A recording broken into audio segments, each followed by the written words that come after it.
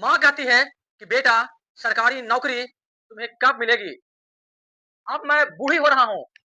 मैं तुम्हें खेत में बोझा बांधकर, किसी के यहाँ मजदूरी कर कर, धान काट कर, गेहूँ बेचकर मैं तुम्हें पढ़ा लिखा रहा हूँ। दिन पे दिन मेरा शरीर गल रहा है। बता बेटा तेरा सरकारी नौकरी कब होगा? नमस्कार दोस्तों, ये जो देश की जो सरकार है और सरकार की जो गंदी नीतियां, सरकार भ्रष्ट बन चुकी है। अभी हाल फिलहाल में एसएससी का मुद्दा उखड़ चुका है। एसएससी रिफॉर्म को लेकर दिल्ली के सारे टीचर्स, भारत भर के जितने भी शिक्षक लोग हैं, उन सभी लोगों को मैं प्रणाम करता हूं। जो स्टूडेंट के हित में, टीचर का यहाँ पे कोई फायदा नहीं है, टीचर का कोई यहाँ पे स्वार्थ नहीं है, लेकिन वो लड़ रहे हैं तो सिर्फ और सिर्फ अपने बच्चों के लिए। आर्टिकल 19 कहता है कि आप अपनी बातों को रख सकते हैं, आप शांतिपूर्ण कहीं पे इकट्ठा हो सकते हैं, आप संघ बना सकते हैं, आप कहीं पे भी घूम सकते हैं। लेकिन जब सरकार के पास टीचर्स लोग, जिन्होंने हम लोग को पढ़ा लिखा कर काबिल बनाते हैं कि बेटा तुम्हारे पास ये अधिकार है, तुम्हारे पास ये मौलिक अधिकार है कि तुम अपनी बात को, अपनी आवाज को रख सकते हो, चाहे तो सरकार हो, चाहे तो विधायक हो, चाहे तो कोई भी हो, दुनिया के किसी भी व्यक्ति को तुम हिला सकते हो, क्योंकि तुम्हारे पास फंडामेंटल राइट है।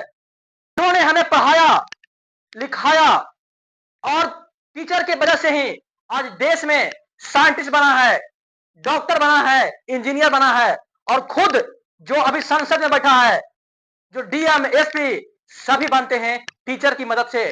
और सरकार की जो गंदी नीतियां हैं, जब टीचर्स लोग जाते हैं अपनी बातों को रखने के लिए, तो उन लोग सीधे टीचर के ऊपर लाठी बरसाते हैं। कहां तक उचित है बताइए? यहां पे जो आर्टिकल 19 है, कहता है कि आप अपनी बात को रख सकते हैं। क्या फायदा मेरे भाई कि पॉलिटी संविधान पढ़ने से?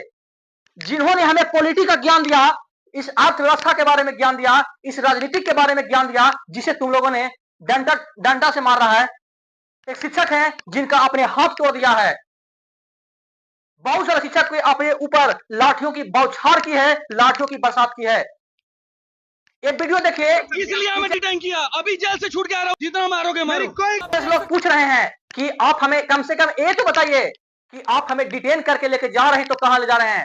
आर्टिकल 22 क्या कहता है? आर्टिकल 22 क्या कहता है कि अरेस्ट ऑफ डिटेंशन, जब तुम्हें कोई डिटेन करने के लिए आएगा, तुम्हें कोई गिरफ्तार करने के लिए आएगा, तो तुमको कम से कम ये बताएगा कि तुम्हें कहां लेकर जा रहा है, जेल लेकर जा रहा है, थाना लेकर जा रहा है।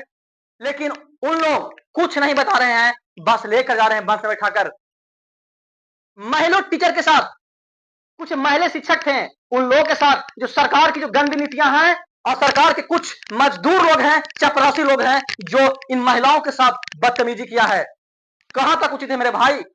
कहां तक उचित है? कब तक हम इस गुलामी के जंजीर में बंधे रहेंगे? सरकार, देश तो आजाद है, लेकिन असली आजादी तो तब मिलेगी जब भारत का हर एक युवा पढ़ेगा। अरे पढ़ने से भी मेरे भाई कोई फायदा नहीं हो रहा है।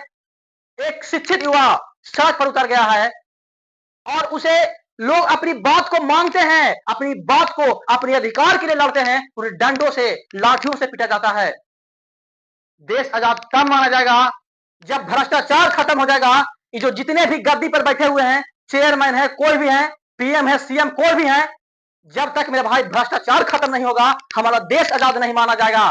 तो वीडियो को इतना शेयर कीजिए, इतना शेयर कीजिए कि जो फंडामेंटल राइट, जो हमारे मौलिक अधिकार हैं, जो हमें किसी चीजों से बचाता है, कि हाँ हमारे पास ये अधिकार है कि जैसे हम लोग नहीं कहते हैं कि हमें भूख लगा है, हमें खाना खाना है, तो खाने का अधिकार, जीने का अधिकार, किसी भी बातों को रखने का अधिकार, मौलिक अधिकार की बातें हैं।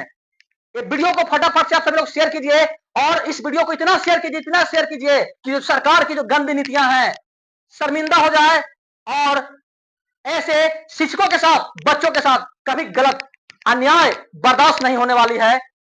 अगर सरकार हटानी पड़ेगी तो हटा देंगे, लेकिन एक गंदी नीति अब नहीं चलेगी, अब बर्दाश्त नहीं होगा। हटाओ वीडियो, वीडियो कटो।